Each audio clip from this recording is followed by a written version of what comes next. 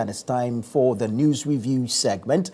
My guests are seated. Let me say a quick good morning to them. To my immediate right, we have Nuong Falong. She's a member of the NDC's communications team. Good morning. Good morning. Good to have you. Good Hope I didn't massacre the name. Oh, no, it's fine. Let's access the court to Nuong Falong. It's good to be here again after quite a while. Yeah. We haven't seen you. You've been busy with government business. The usual. Next to her is Engineer Michael Kosi Dede. Good morning, Engineer. Good to have you. And then we have Dr. Ezekiel Ajekum Obain. He's a member of the NPP's communication team. Good morning, Doc. Good morning. Good to have you. Your first time here? Not really. Okay, but first time sitting with me. Sure. Yeah, good to have you. All right, we have a number of issues to look at this morning. Hopefully we're able to make judicious use of our time. But we're starting off with the suspension of Chief Justice CJ Torkornoo. We understand the Attorney General has filed a motion against her judicial review application. I'll take a few paragraphs of a story we've carried online, ChannelOneNews.com, which says, AG seeks dismissal of CJ Torkornoo's judicial review application at Human Rights Court. The story is by Abigail Arthur, and it reads, the Attorney General has filed an application at the Human Rights Division of the High Court, urging the court to strike out a judicial review motion initiated by the suspended Chief Justice, Her Ladyship Justice Gertrude Araba Isaba Torkornoo. In an affidavit sworn by Reginald Ni Odoi, a state attorney at the Attorney General's Department, the state asserts that the Chief Justice's motion is fundamentally flawed due to a grave misstatement of capacity and the non-inclusion of mandatory and essential parties, which it argues renders the application invalid.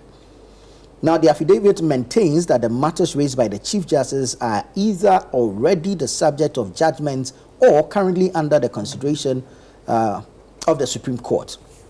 Among the cited cases are, there are a number of cases they've listed here. But according to the Attorney General, allowing the Human Rights Court proceed with the review would amount to overstepping judicial boundaries and conflict with the authority of the Supreme Court.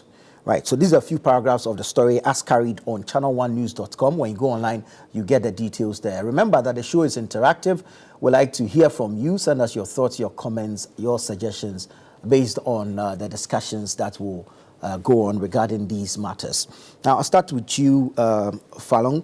The matter of the suspended CJ, you would agree that having been at the top when it comes to the judiciary in this country, it's not so easy having your way in court, despite having been the CJ. And if you watch how the issues have transpired, she went to Supreme Court and lost. She's actually facing some of her colleagues at the committee level, and she's come public with what she feels is an unfair treatment. Your take? I just want to say good morning to Victoria, the lady downstairs. She cleaned up my face very nicely. Right, job well done. Yeah. Patrick gave me coffee. Thank you so much. Right. And the rest of the crew, thank you. We appreciate your work. This CJ's case has made me, I've been reading a lot of law. I think by the time becoming law students. By the time the case is over, I'll qualify to be called a lawyer. I admire her right to defend herself. It is within her right to defend herself to the best of her ability, and that's what she's doing. I'm sure any of us accused would also attempt to defend ourselves successfully or not. But while I admire her right to defend herself, in the process of defending herself, let's avoid creating problems that infringe on the rights of other people also. We have seen her filing. Now, the Attorney General has come out to say that the application for judicial review that has been filed by the Chief Justice has some issues, which undermines its competence effectively before the courts. He hasn't said so in a vacuum. He's given about 3 or so reasons for which he says that. Now, let's look at the issues that the Attorney General has raised. He talks of a misstatement of capacity. And all judicial review applications must be brought in their correct legal forms. So the Attorney General is correct when he says that there is a certain failure there to join the necessary parties, because then you exclude them from responding in the capacities that they are acting. Although it's not a personal issue, they are acting by the authority of their offices. Now, when you exclude them and issues affect them, they cannot respond. So, I don't know, is she allowed to go back and make the amendments? I mean, that's up to the court. It also says that, I think he correctly evokes something they call judicial economy, right? Yeah. He is pointing out that the matters that she has raised have either been already addressed by the Supreme Court or are presently pending before the Supreme Court, which is true. You know, some of these issues have already been struck out by the Supreme Court, but the substantive issue is still pending. You know, if the substantive issue is still pending before the Supreme Court, allow the apex court to decide. Now, when you take the issue to a lower court, right, because if you've taken the issue to the High Court, you are undermining the authority of the Supreme Court. That's where the Attorney General says you're overstepping the judicial boundaries. Exactly. Right, he's the lawyer. He understands the terms better than me. So if the issue has already been determined by the Supreme Court or is pending before the Supreme Court, exactly what do you mean by taking that same issue to the High Court? So let's assume that the High Court sits on the issue and passes judgment. Are you trying to say that we will uphold that over what the Supreme Court has said or is doing? I think in this case also, I completely agree with the Attorney General, right? Now, he also mentions that Article 146, the processes under Article 146 are insulated by the Constitution. They are clearly spelled out within the Constitution. Every single thing that is presently being done is governed by Article 146, of our own Constitution, 1992 Constitution. So it provides an investigatory committee and a very clear procedure that is being followed. Now, that procedure, it's outside the purview of lower courts. Okay, and lower courts, I mean that respectfully. So you cannot then take the dictates of Article 146 and set it aside and then take the issue to the High Court. She finds fault with the processes under 146 currently underway. So you mean she finds fault with the Constitution? Well, not necessarily with the Constitution, but with the implementation of same, saying that currently the process she's being subjected to is unfair. She feels her rights are being trampled upon. And that's why she's gone to the High Court based on a human rights matter. I've heard a lot about rights being trampled upon. I still haven't been told exactly which right is being trampled upon. I can argue that someone is doing something against me. But then you have to point at exactly what is being done against you, right? Are you saying that the state has no right to evoke Article 146? It does. Are you saying that any part of the procedure has been done wrongly? No. The procedure is being correctly followed. It's okay to be uncomfortable by the proceedings, but do the proceedings actually infringe on your human rights? Well, according to her, it does. There are also people who are aggrieved by things she has done, right? And they have also brought their petitions. Exactly. It is important that every person is accorded the respect of following through. You know, Article 146 also tells us that these proceedings should be held quietly in camera. They have already been breached by this whole press conference and exposing so much information, making so many allegations. What I was disappointed by during the press conference was, after the press conference, I was expecting her to take questions. Thank you. You know, after you make allegations, open yourself up to interrogation so that people also have the right to ask and get some clarity on the allegations that you have made. Otherwise, you have just come to make allegations against persons, which also infringes on their human rights, right? I could say, I mean, you have made allegations that are untrue, you know, because most of what she said are arguable, okay? Now, after you have made all, this is a serious matter. If you come out, you have decided to make the issue public. One of the reasons the former president struck out the previous petitions was because he said it was leaked on social media, right? On that basis, what happened? The entire thing was struck out. Now you come out, the CJ, who understands the provisions of Article 146 and the need for the strictness around that whole proceeding, comes out and puts all the information out there. Now, you finish doing that, you make allegations against people, you make a lot of statements, and you refuse to allow yourself to be interrogated by what you yourself have said. That is a little disingenuous for me, you know. Submit yourself to, at least, the journalists also want to. You can't, even if you decide to say the whole process is politicized, those journalists there are not politicians. They just have simple questions for you. That one too you cannot answer. Unfortunately, I do not find any merit in this judicial review, and I completely agree with the Attorney General. Very well. Ayene. Very well. Engineer, let me pick your thoughts. The CJ has gone public with issues she feels, based on which she raised a number of issues, even regarding the composition of the committee.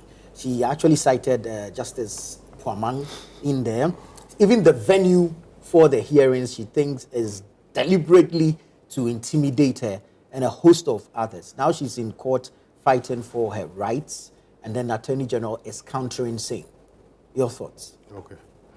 I have heard a number of legal minds speak on some of the things that she's done, the press conference, and what she's seeking to do.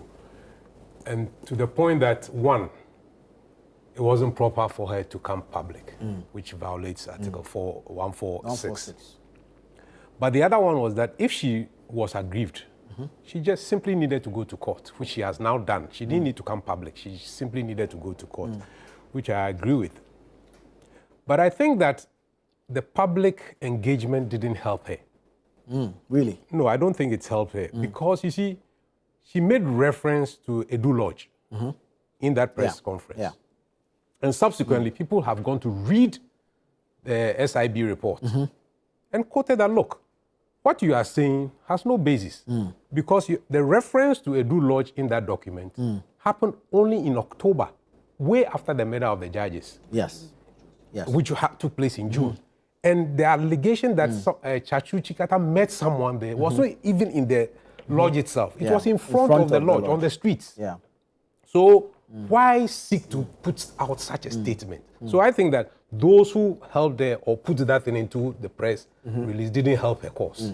Because you are a chief, what do you call it, Chief Justice for that matter. You should know better. You have been practicing law for all these years. So I think that some of those things didn't help her. Now again, she makes complaints about Justice Poamang, which for me seems fair. But the question we ask again, as professionals in this country, is that a similar thing happened to Chachu Chikata. Right. When Justice Afre sat also on the Fast Track High Court, Chachu challenged the constitutionality of the Fast Track High Court. Yeah. And Justice Afre was empaneled to sit on the Supreme Court panel that ruled on that matter. Is that not a similar case that is happening here? Where was she and where was the Ghana Bar Association? What did they say about it? So for me, it's for us to develop as a country, professionals and professional associations need to be consistent with statements. We need to uphold the professional integrity and not turn when it suits us or when. And the over-politicization of every single issue in this country, for me, is worrying. Why is it that the government in power takes on a Chief Justice? Suddenly, the opposition thinks that it is their right to defend the Chief Justice. So for me, and that is how a lot of things get washed out in this country, and justice is not delivered. Because someone who may have held office is being tried, and suddenly a political party rises and say, no, no, no, no. So the over-politicization of issues here doesn't help in the delivery of justice in this country because our political parties are too sensitive to the next election. So justice is not being delivered in this country. Clearly. I mean, look at the number of corruption cases throughout the Fourth Republic. Right. How many have actually been conclusively dealt with? Look at the current arrests that are going on. Look at the previous arrests that went on. How many people have really been prosecuted successfully? Like the same old story. The same old story. The cycle goes round. The cycle round, just round. goes round. So every government comes and then says, let's do this. And then the other party says, no, this is. So for me, justice delivery is being seriously undermined with all the actors that are involved here. Professionals, lawyers, our political parties, and state institutions are not behaving properly. So I think that is a worrying thing for ordinary Ghanaians. How many Ghanaians would have had the privilege that the Chief Justice is having at this moment? Most ordinary Ghanaians, when they are caught or arraigned before the court, have very little defense because everything is about money. So you ask yourself, is justice for the rich? These are the things that worry ordinary Ghanaians. And I think that our political party, if they are really interested in serving the needs of the people of this country, need to look at their conduct seriously, both in government and out of government. And that is what I don't see playing out properly. Because the statements that were made before the NDC itself won political power lends credence to what the opposition also says, that you are seeking to remove the Chief Justice because you want to pack the courts. And clearly by the nomination and the appointment swearing of seven new justices, it lends credence to what the opposition is also saying. So I think that our conduct in government and our conduct out of government must serve the needs of the people of this country, rather than playing to political parties' interests. Because at the moment, all I see is that political parties are more interested in protecting themselves than developing this country. In the last 30 years, I mean, of multi-party democracy, what has ordinary Ghanaian gained? I keep asking this question. Apart from the political actors who have seemed to have accrued wealth and influence in society, what has the ordinary Ghanaian gained? And these are questions that should worry all of us. Very well. So in this matter, clearly, I think that we have not been consistent as professionals, lawyers in this country to defend the case, because Justice Afre's case was a typical example. And now she's also referencing Justice Palman. So I think that we need to get our acts together and act properly in this country. Right. Dr. Jakum, I mean, I'm sure you must have listened to the suspended CJ or even read what she said. For me, it creates a picture of a broken judicial system. But if indeed it is, this is a system she superintended over. So is she a victim of that broken system? It's quite unfortunate what we are experiencing. And I'll begin from the closing remarks of our senior on the table. The fact that certain utterances were made when the ruling government was in opposition. The fact that certain statements were made to the effect that NDC lawyers should start considering, taking appointments in the courts, seeking to say that we need our people on the bench. Why would a political party even make such statements?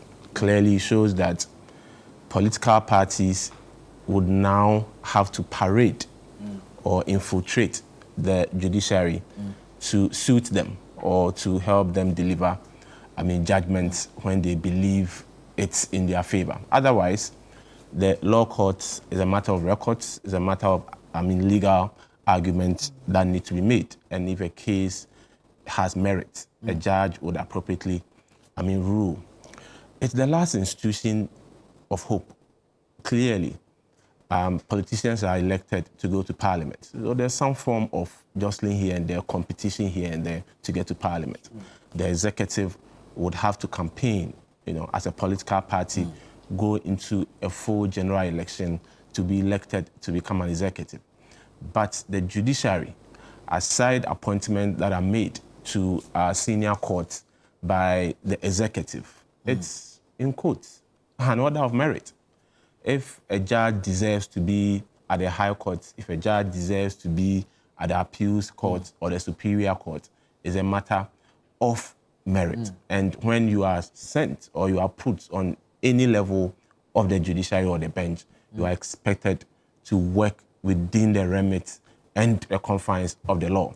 So when our strength fails us, we are told God will be there for us. So when Parliament fails us, when executive fails us, our last hope, our last resort should be the judiciary. So when you hear political actors and political parties actually preaching and encouraging their legal brains to take up positions at the bench, then clearly you can sense what, is the psyche of that political party. And that's exactly what we are seeing being played out, after the NDC took over. Can same be said when the opposition party rises to defend a suspended CJ? That's where we have a little difficulty.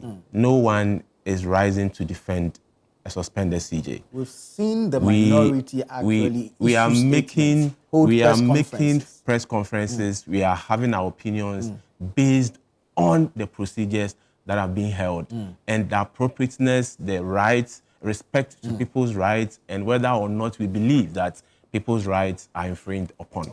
We talk of, the CJ coming out and having a public press conference, but we forgot that this particular trial was a public trial, more than a legal trial. Before she got hold of the petitions, it was already out there.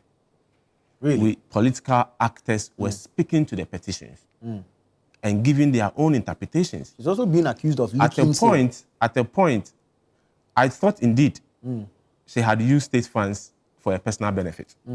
Because it was through political actors that we got to know that part of the petition was that she has used state funds, bought business class tickets, and paid her husband and her daughter to go on a vacation. So anyone hearing such twist would definitely try to, his or her judgment is going to be swayed and questions will be asked. But those that came with such allegations or those petitions, even at the time she had not received those petitions, we failed to tell us that she was entitled to a legal vacation or a private vacation for which she had the opportunity to send either of her relatives outside. And whatever the cost is borne or catered for by the state. But there were a lot of twists. Even before she received it, people were already speaking to it. Press conferences, political commentators and all that were speaking to it already. So it became a public trial more than a legal trial.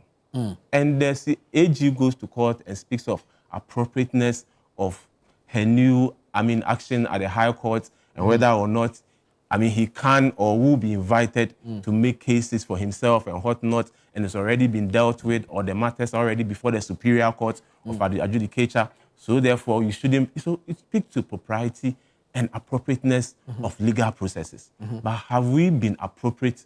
Have we been, sensitive to the person in question?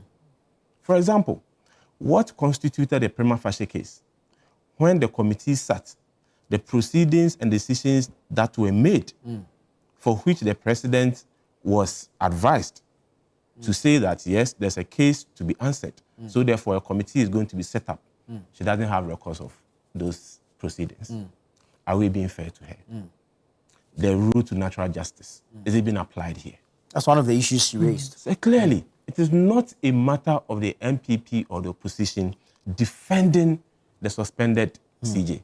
It's a matter of every well-meaning Ghanaian speaking to the appropriateness and the right to legal representation in its full force. Is the MPP behind the Ghana Bar Association? Clearly not. An independent legal brain that come together to have their say on national issues. What is the Ghana Bar Association saying? If they believe that the processes are right, if they believe that the processes are within the confines of the law, would you think they'll come out to come and make, in quotes, biased or ignorant statement to the effect that what is being done to the judiciary, for that matter, the Chief Justice, is an affront on our judicial system, and it set a bad precedent for the future. The fact that a government of the day does not agree with you means let's find means to get you out of the system. Is that what we are practicing as a country? It's not the MPP defending anyone. It's the MPP speaking to what is right. It's the MPP lending our voices to what we believe is within the dictates of our constitution. No one is making any argument outside of constitution. No one is making argument outside the rule of natural justice.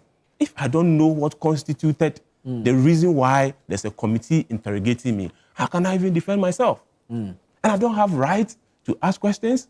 I don't have right to make requests for those things to be done to me. If a particular place is being used at any point in time at all within the legal process, that's already been activated. And I feel it has some historical, emotional precedence to it. And I'm subjected to relive those moments, those traumas. Can't I speak about it? So clearly, what has been said is what is playing out here within the processes. And the Imam at the celebrations yesterday rightly made it clear. Yeah, the Shia Imam. Yes, that we made a lot of statements that the MPP then was packing the judiciary and we needed to cap the judiciary. How many of those that we believed were too many are on retirement today? Aside the Chief Justice who is suspended, we still have full complement of those that we believed were too many at the bench, yet we come to power. And in less than 3 months... A few of them will be leaving in the next few months. Until then, we come to power, and within 6 months, we've added 7. So that's what the Imam was asking and was drawing the president's attention to yesterday. Are we walking the talk, or we are talking the walk? So clearly, it's not the MPP doing anything amorphous to defend the injustice. Rather, we believe in accountability. We believe that if anyone has anything to answer to the state, the person should answer. But within or without our party, we will speak to what is right. Within or without our party, we will defend people's rights. Remember our motto, development in freedom, which is born out of the spirit and soul of the Constitution. So if it's been done to the CJ today, and we all keep quiet, tomorrow, if it's been done to any of us, can we get the moral right to get up and speak against whatever process that's being meted out to anyone? So it's a matter of respecting people's rights. It's a matter of doing right by the people.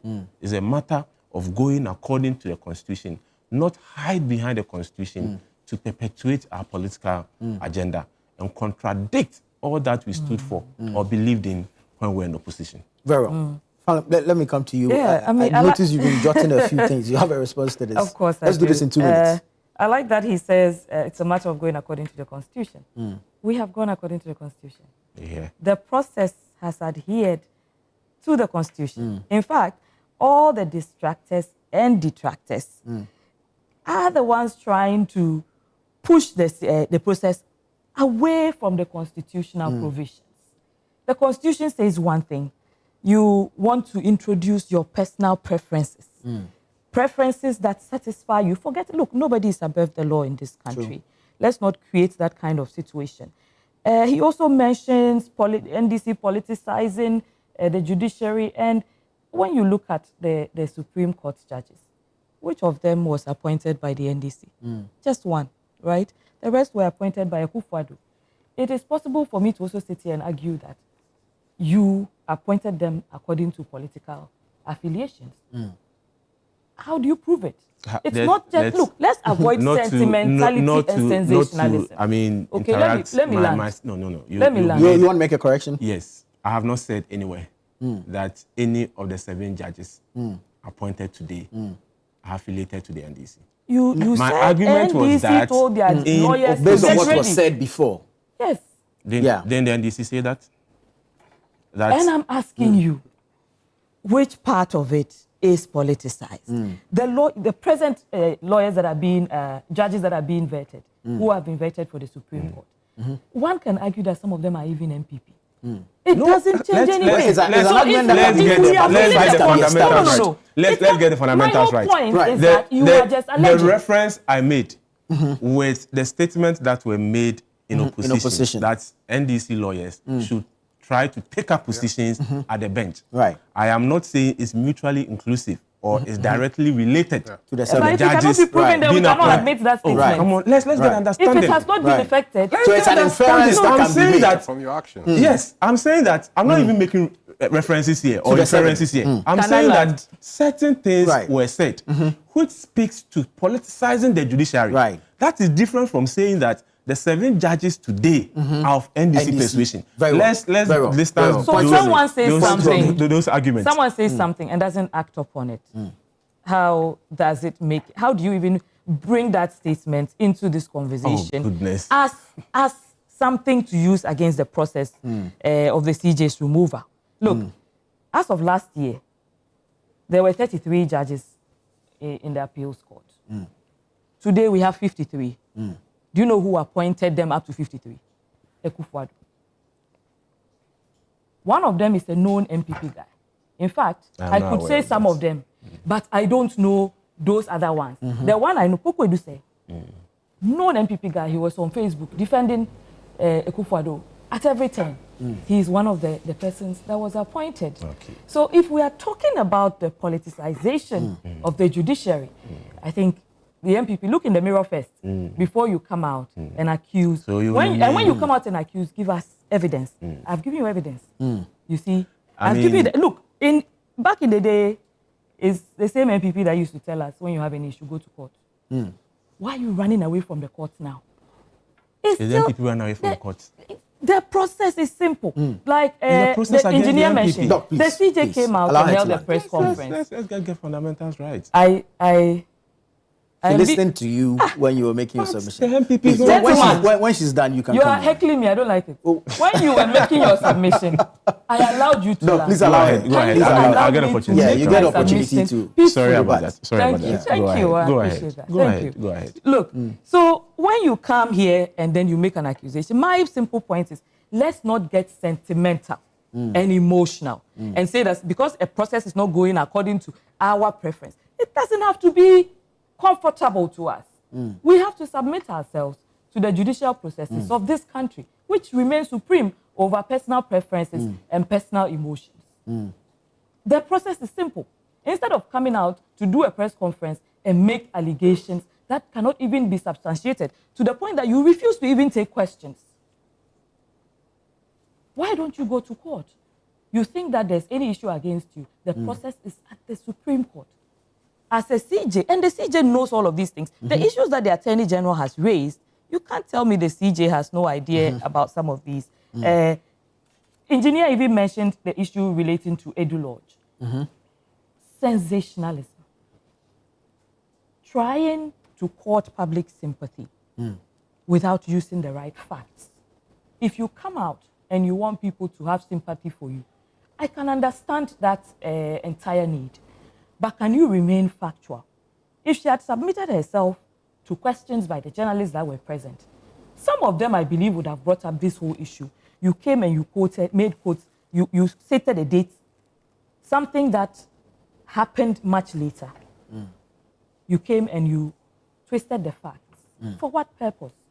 The same Edu Lodge, when it was renovated, was commissioned by Ekufuado. Was it in 2014 or 2024 or 2023, one of those?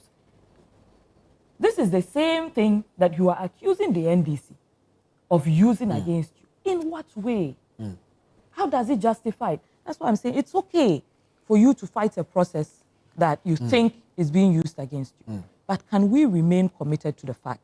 And when we accuse the NDC of trying to do anything to compromise the judiciary, let us first ask ourselves, where is the evidence? There's no evidence of such. Rather, there's evidence of the NPP putting their people at the appeals court and in other places. I have given you the data and I have mentioned one of them. Is it true or is it not true? Thank you. Very well. Engineer. Yeah. One of the things the suspended CJ said when she held a press conference was that she's been a legal practitioner for over 30 years. So again, I expected her to base her argument strongly on the position of the law. That argument about Edu Lodge, for me, was bogus. Why? Because you are using emotional appeal rather than law. You know how many people have suffered very traumatic experiences in our courts? So if today I were to go to court and then I say, look, because of the traumatic experiences I've suffered in this court, you are bringing me here again so that I can be traumatized. So let's go to my house and have the trial there. I mean, how does that sound? So that argument about due law was completely bogus and unhelpful to a cause. And again, on the issue of Justice Afre, what was the MPP's position? Because it was President Jordan Jekunfo was in power. What was the MPP's position on that issue? Did they issue you see, consistency, and that's why I say all our political parties and legal minds have to be consistent. What was their position on Justice Afre's issue? Because again, Chachu raised issues of what we call when you have power to make certain decisions, that decision must not be seen to be unfair to the people you are making that, the persons you are making that decision about. What was the MPP's position? What was the Ghana Bar Association's position on that? It was a legal matter, very well argued, but they kept quiet. Then subsequently, the same Ghana Bar Association told us, oh, they are on leave. They don't talk politics anymore. Suddenly, another party is in power and they are beginning to talk again. You see, these are the I think that professional bodies in this country have failed this country. Yes, not just the Ghana Bar Association. I think professional bodies need to set up and hold their members and uphold their own profession. We can't be flip-flopping like that. So we need to be consistent if we want the profession to be respected. To be flip-flopping doesn't help us. So I think that on this whole saga that is going on, one, our political parties need to be consistent. On matters of policy. They need to behave right and do right by the people. Our professional bodies also need to act properly and stop misbehaving and flip-flopping when it suits them. When one time you are on leave, another time you are active. I mean, how do you expect the NDC to respond to that? So clearly, these are not things that we should take lightly as a country. Sure. Thank you. Doc. Let's get this fundamental very right. I do not know the political leaning of any judge.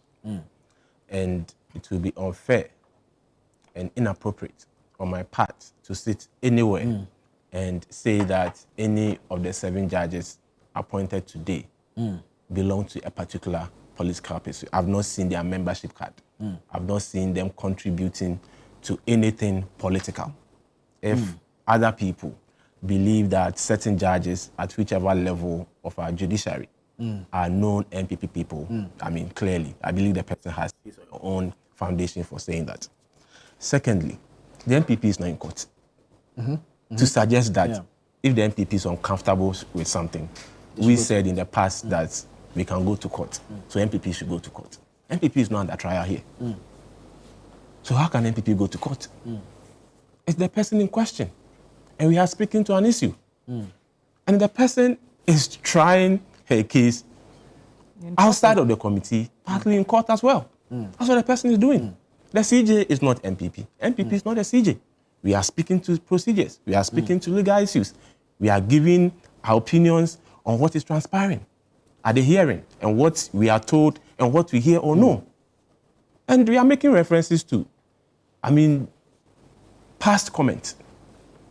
And we are asking if those comments or beliefs then are being adhered to today. And I made reference to what the Imam said yesterday, that we believe the Supreme Court had too many judges and we needed to cap them.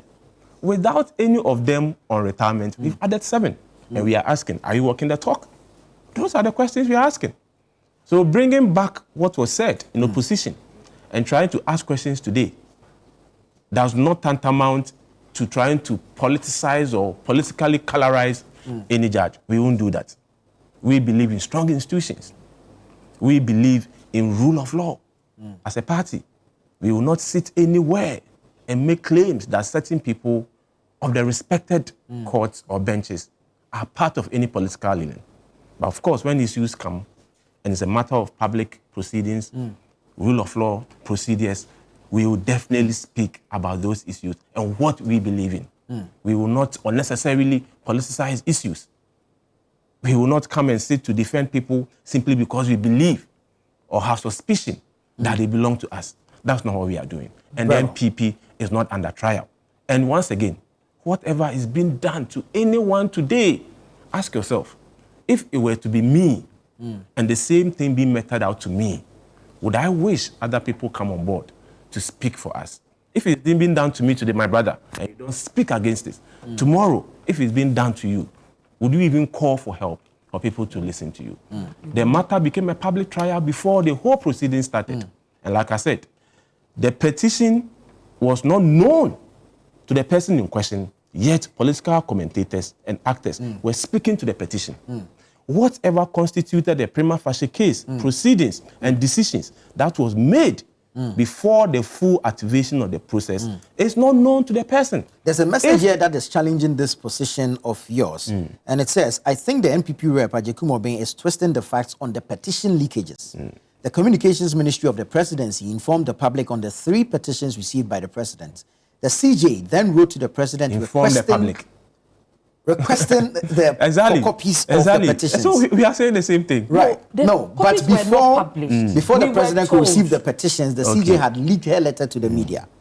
The President replied and cautioned the CJ of the leakage to the media and labeled his response confidential, notwithstanding that after the CJ had received the petitions, well, you mentioned a radio station, it's not for me to mention the same, started serializing them on air. And this guy says, this is the chronology of the case. This is Rex challenging this position of yours. Before the CJ even requested to be furnished with the petitions, we had political commentators speaking to the petitions. No. I think, just as this comment is saying, when so the now president, you even see at it the right. presidency, You see it right to come here for last week. even I'm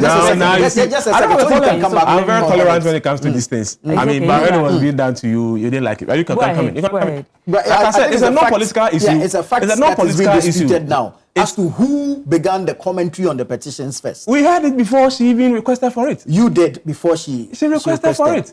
And then after the request was made, well, later, I mean, we saw some on social media, obviously, but people were speaking to it before she requested for it. Can I say something? Yeah, you can come in. You can come to a national discussion. You heard it from where? And which people were speaking to it? Were these NDC communicators? Because I had no knowledge of it. People at Jubilee had no knowledge of the contents of these petitions.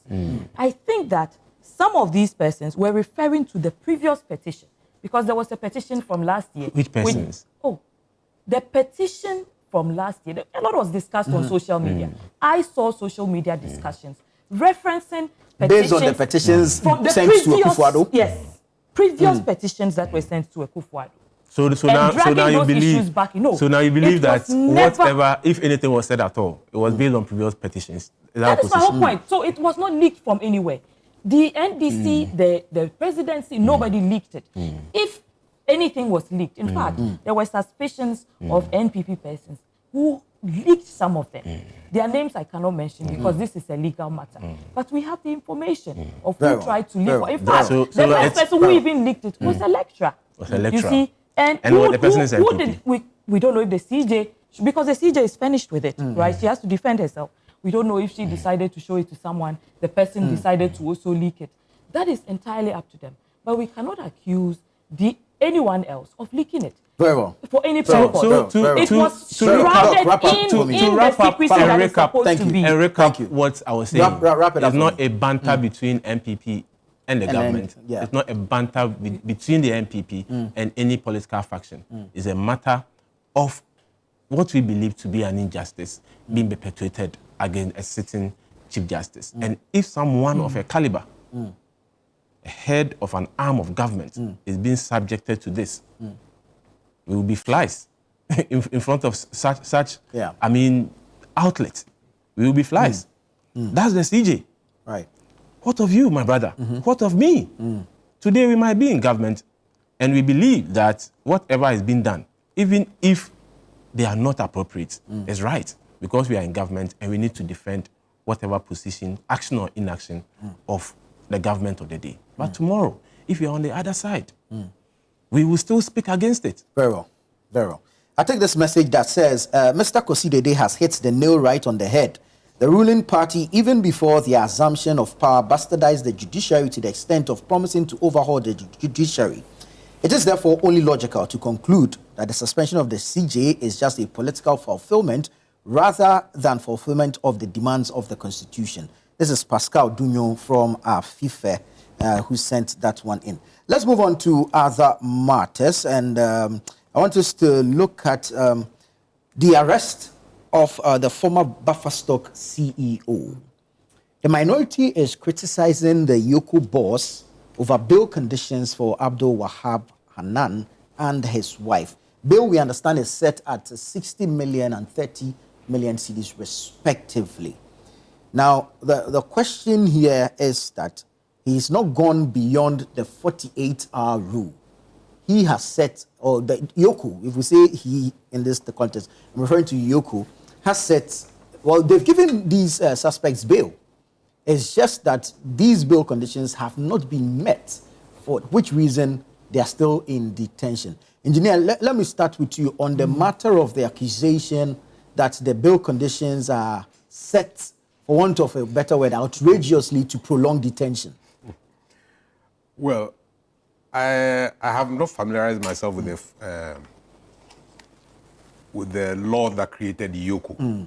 But if I haven't heard any argument about whether Yoko can set those bail conditions.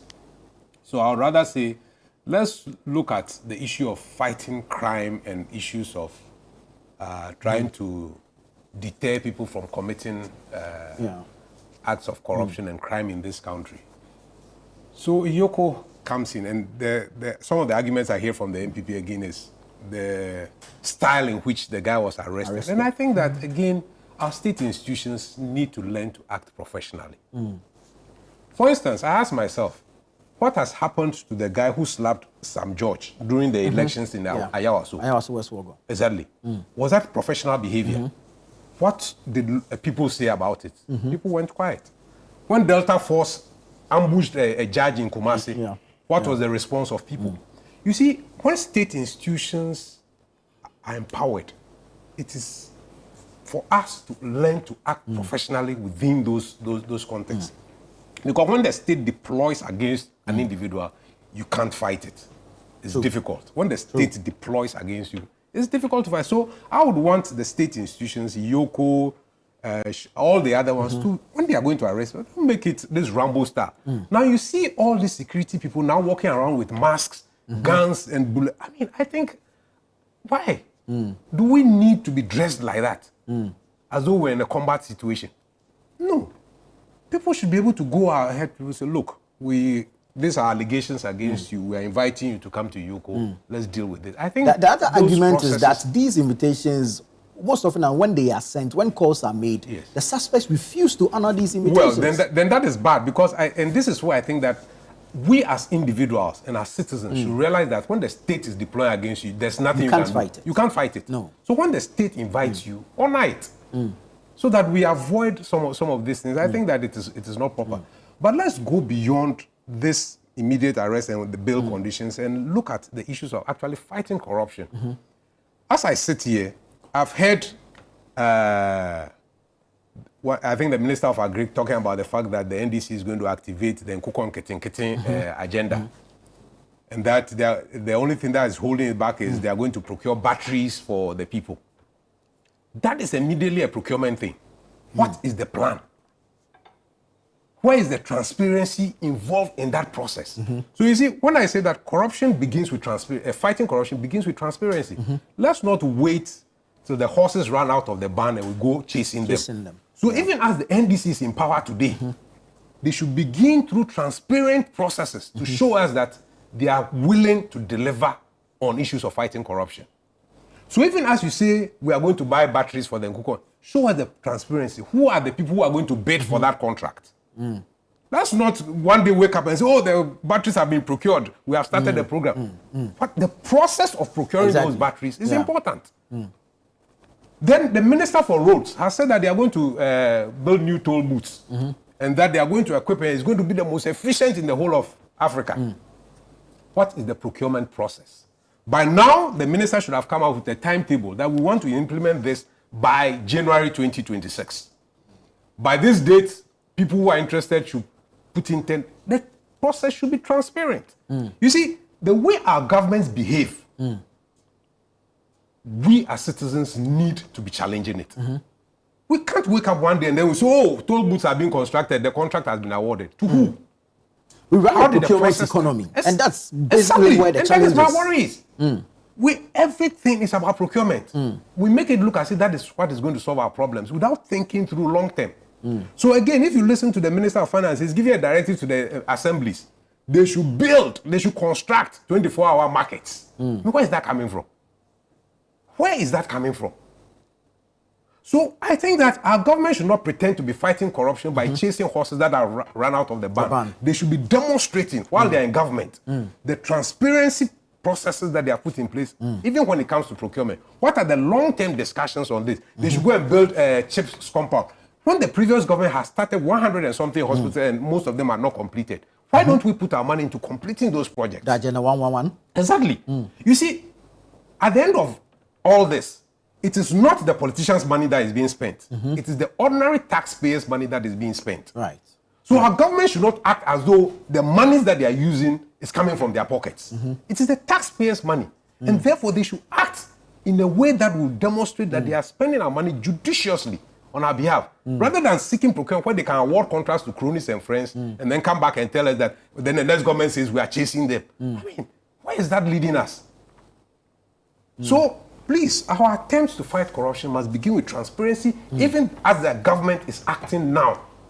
And not be throwing dust in our eyes with all these arrests and saying we are pretending to be... I mean, we've seen this with the previous government. Right. We've seen this with the previous government. Right. So they should give us a break and act properly. Doc, on the issue of Abdul Hanan and his wife and bail conditions and, of course, detention. So clearly, it comes back to the previous topic we were discussing, that what we seem to be doing to other people simply because we have power. Arresting people in Rambo style. Senior has spoken to how, state security agencies even dress or portray themselves during such arrest. The Rambo style, the show of brute, the show of power, the show of force in getting people to their destinations. Clearly, it's just to show that, yes, we are in power and we need to show you where power lies. And then you are gone and you are detained beyond the 48-hour rule that we all know, simply because certain bail conditions quite huge that you can't even come out of it, and you are asked to bring 2 extra people as sureties. Well, you're giving bail before the 48 hours expire. Exactly. It's just that you are unable to meet the conditions. And it is deliberate. You think so? How would you set 15 million Ghana cedi bail on someone? 15 million Ghana cedi. Irrespective of the quantum involved in the crime being investigated? We are not privy to the crime.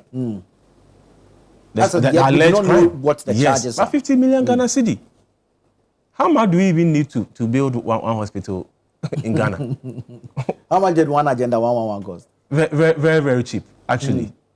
And it was Below all 50 million. locally Source. generated funds. Very well. Clearly. So it's just show of brute. And like the minority said yesterday, let's at least realize that we are leading a state agency. Tomorrow you might not be there. Someone else might be there. Tomorrow your government might not be in power. So using state agencies to settle scores, using state agencies to sort of punish people, seemingly, using state agencies to show people where power lies, clearly does not bode well for our democracy.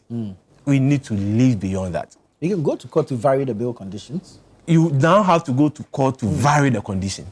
We saw the case of ChannelOne to me and what transpired. Were they all necessary? Is that how to build strong institutions? By showing brute, by showing force, by showing power? This is not how to build strong institutions. We are not against accountability. Once again, if anyone has said in any capacity and the state believes the person has questions to answer, so be it. But let's do that knowing that we are rather serving people. Is that how to serve? Carrying guns and armor cars and bulletproof, masks. Clearly. And invading people's homes, arresting them. Clearly, we can do better. We are only asking for fair process. Right. we are only asking for fair trial. We are only asking that when you suspect or believe someone has questions to answer, at the end of the day, we are humans. Very well. And we should do it within the confines of the law, but knowing that we don't overstep our bounds. We don't necessarily try to create something that will make it even more difficult for the person to even activate his or her right.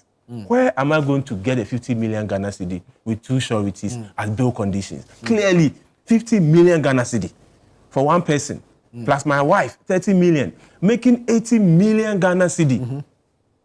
It can transform a whole community, clearly. Yet, it's been put on my head to bring other 2 sureties before I can even walk out after taking my statement, before I can walk out. Come on, we can clearly do better. But the show of brute and force, we will do all these things and go and thank God on 1st July. What are we thanking God for? We'll come to the By suspending CJs, what are we thanking God for? We'll come By to the using state institutions to intimidate and brutalize people, what are we thanking God for?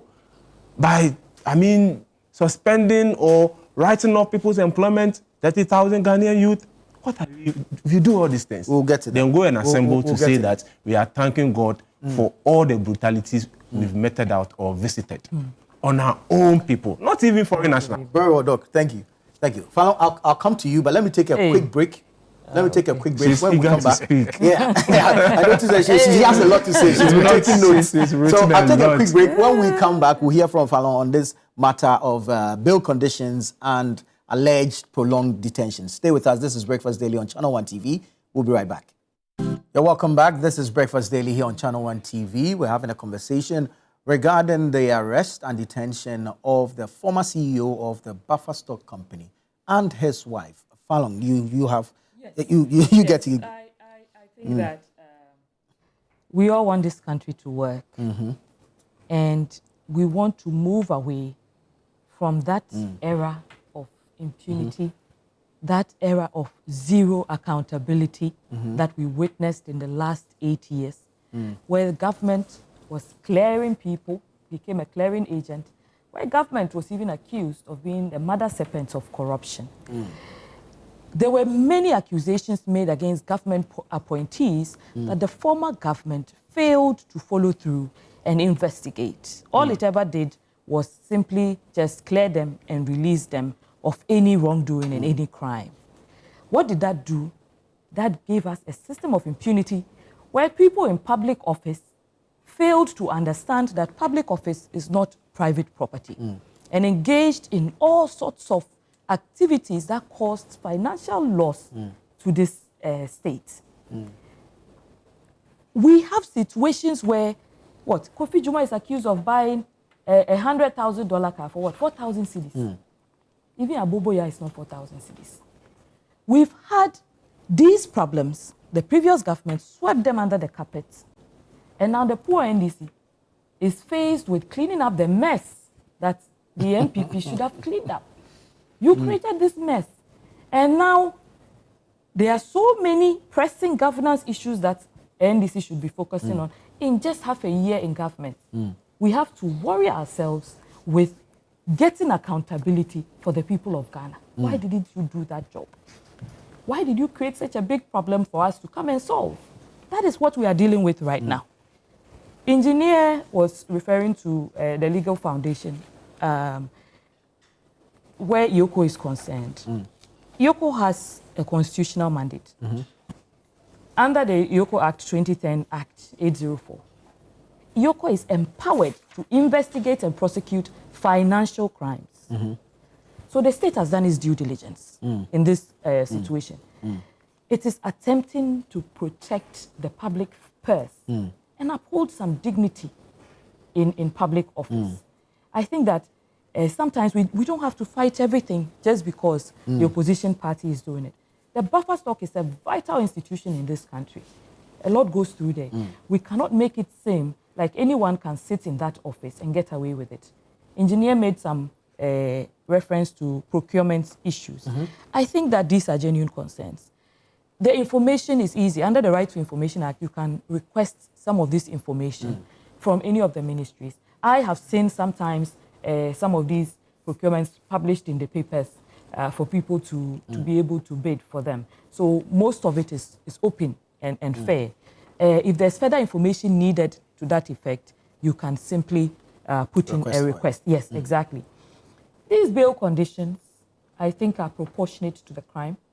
Legally sound bail conditions. When it comes to financial crimes, strict bail conditions are encouraged where large sums are being investigated. But in this case, we do not even know what they are being held for. No, give it money time. laundering, tax evasion, and there's another one, causing financial loss. And this is three issues. This is for Buffer Stocks, the former CEO, Exactly. right? But have we been told the figures or the sums, Exactly, the so figures, that we can do the correlation It's a between the developing bill? story. All the information will come out, right? The accused has not been held beyond his rights. Bail conditions have been set. If you cannot meet the bail conditions, you have a lawyer. Let your lawyer apply to vary the bail conditions. He referenced the case of Wontumi. It was a similar thing, but they were so busy, focused on chaotic demonstrations and Sitting on the floor. vigil that lasted just a few hours. Vigil, let's be serious, please. Look, if you had followed the process, you would have been out in due time. But while some of them were applying to vary the condition, some of them were already bragging that they can meet the condition. There are a lot of big men in the MPP, apparently, who have a lot of money. So if they are going to be defending everyone who is accused, so basically they are telling us that we shouldn't pursue crimes committed against the country. Are the people in the MPP not Ghanaians? Don't they want to see this country do well? So if people have been accused of corruption, of financial crimes, can't we at least follow the process and find out, are these persons guilty or not? None of us is pronouncing guilt. We are just saying, let us follow the process.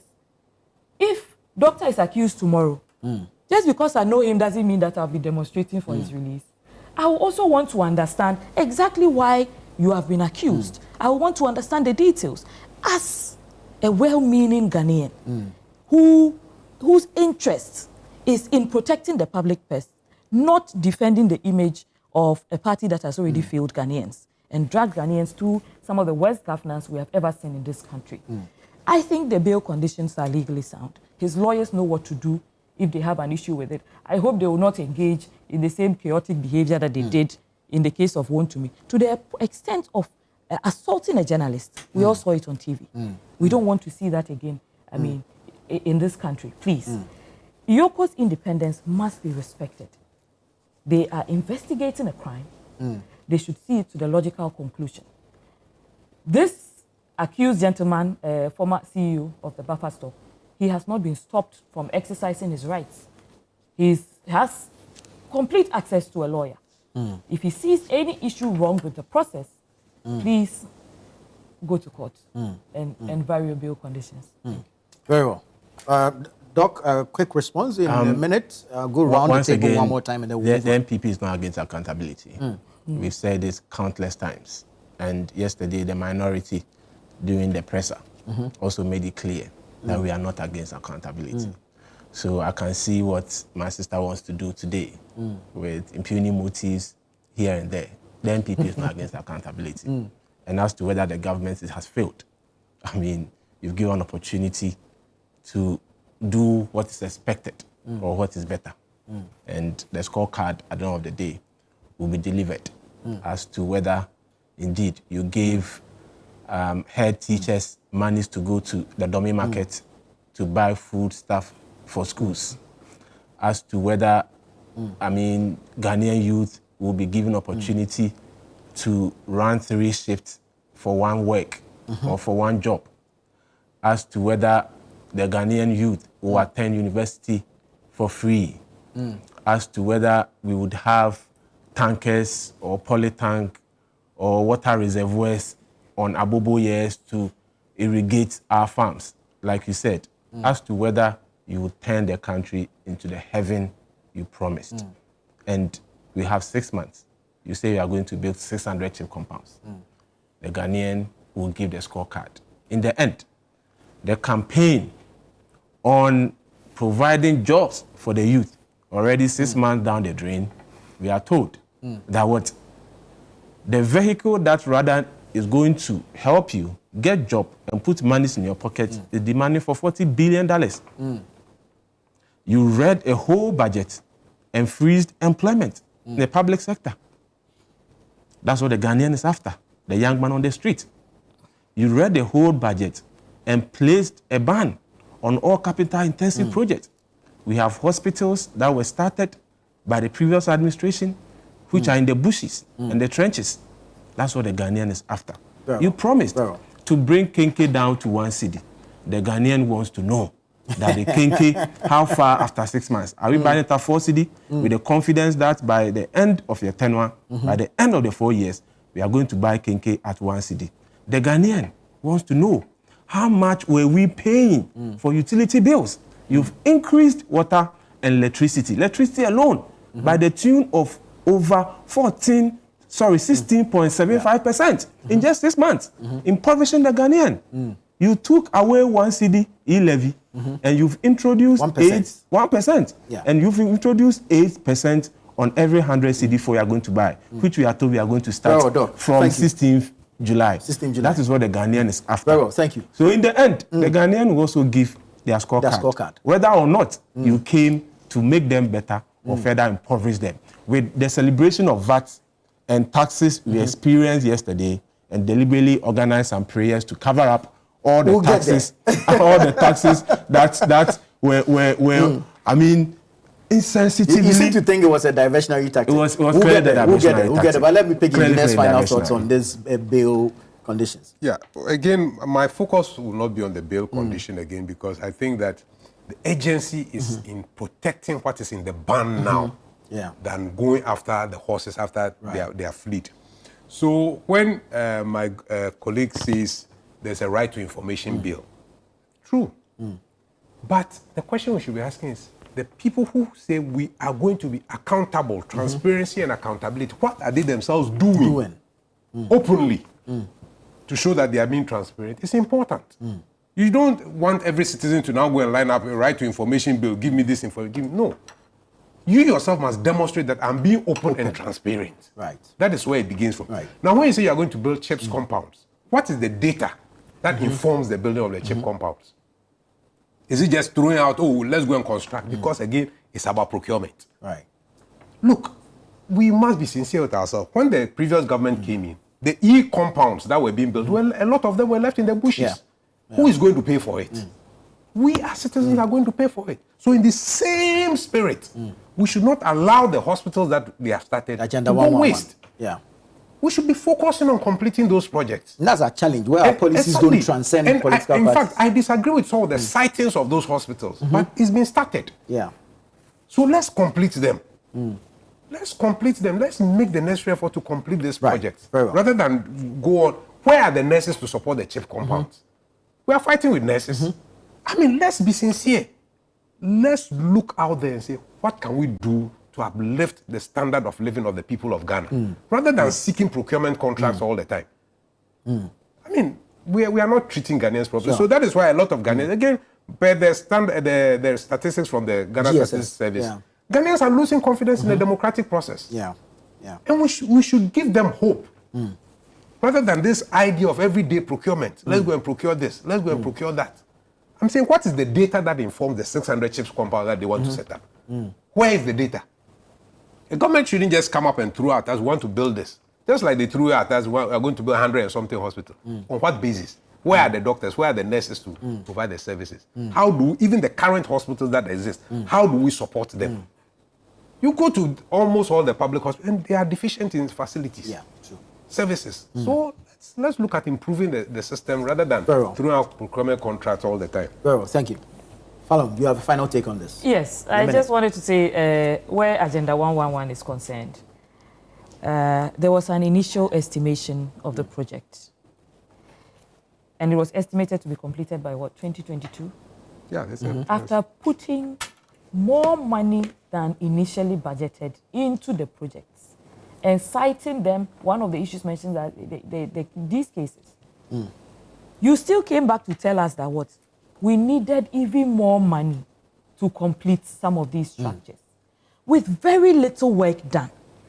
civil society, well-meaning Ghanaians have raised questions about where the monies went. Your party has still not answered to us where some of those monies went. Agenda 111. There is there's a Which lot. monies? There are a lot of calls for audits into Agenda 111. That is another issue that will be tackled. That's where you're going next. The audits, there will be auditing of how money was spent. And then we will have to answer. We are going to You spend see, the next 4 years engineer doing audit. says Probity and yes. accountability. We are Engineer- going to spend the next 4 years doing audit. well, where there was crime, it has to be I investigated. mean, go ahead. When there was crime, it has to be. We can't come just and- say that it's past, so we should leave it Where- to them. where- You see, otherwise, anyone can commit crime, and once their party, their party is done, we say that it's in the past. It's in the past. I mean, clearly not. Clearly not. Crime has been But investigated. the excuse that perhaps, if that's the inference, the excuse that the hospitals are not being worked on is because of a pending audit. Really. We heard the finance minister. The finance minister, when he came to Parliament, did not tell us that they are putting the projects on hold because of any audit. He said any capital-intensive project is on hold, including roads. Yes, because So it you have to includes- audit to understand the way forward. He You does can't not- just come It's not a and- similar situation No, with I'm not Saglem. saying that's what he said. The point I'm making is where there is heavy expenditure, you cannot just jump in and Okay. start So spending when- money when- just when- because the MPP when- said that when- oh, this is how much. when are we going- Yeah. You don't just jump.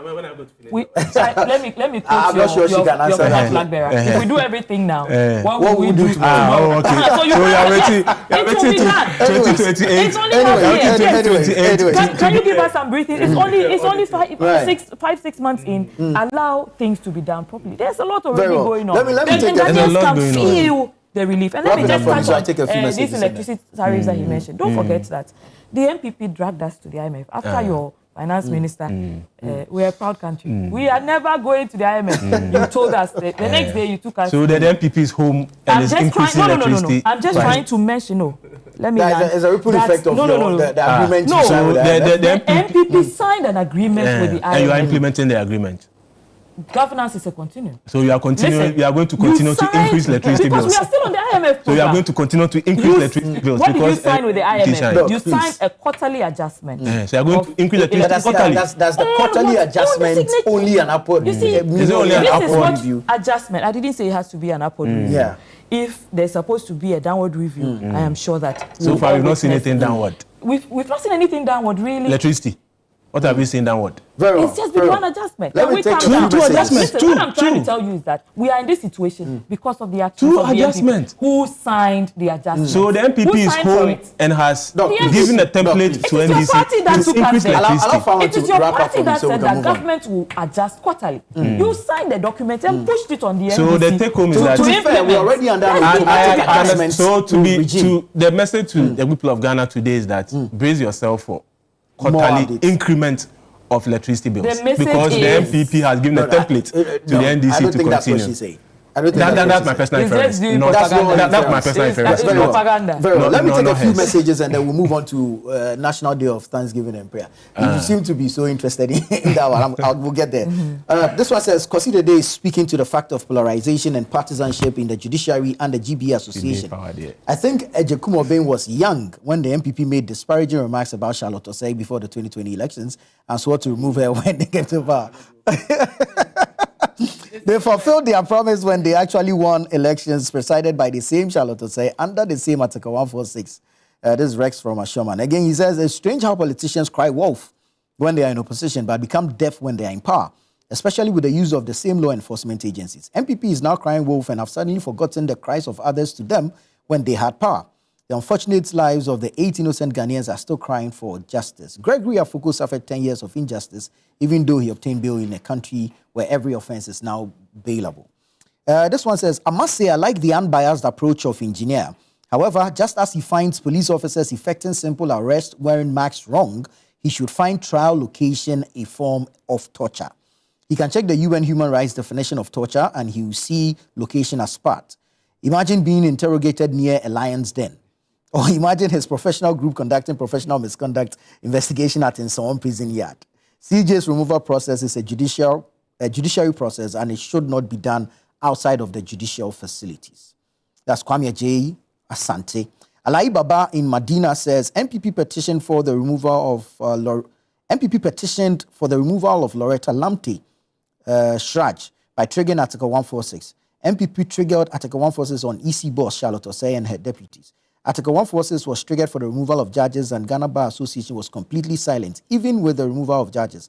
And now GBA wants to cry wolf over same Article 146 over Justice Torkornoo. The Ghana Bar Association should treat all independent constitutional bodies equally, because although car starter is very important, without battery, the car cannot move. That's Alayi Baba speaking there. Well, yesterday was a big one, a historic day in Ghana.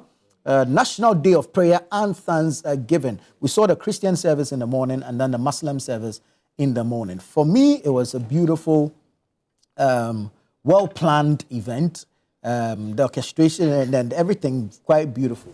But for you, relevant or not? The Bible even says that in all things, you should give thanks to God. So if you believe in the scriptures, obviously, even when you lose a loved one, what we are told to comfort us, that God knows best. Or even when you lose an election, you go on a thank you. Even when you displace Ghanaian youth from rightful job they've secured. So we are told to give thanks to God in all things. So yes, a country coming together to offer prayers. In its sense, it's not bad. We need the direction of God in everything we do.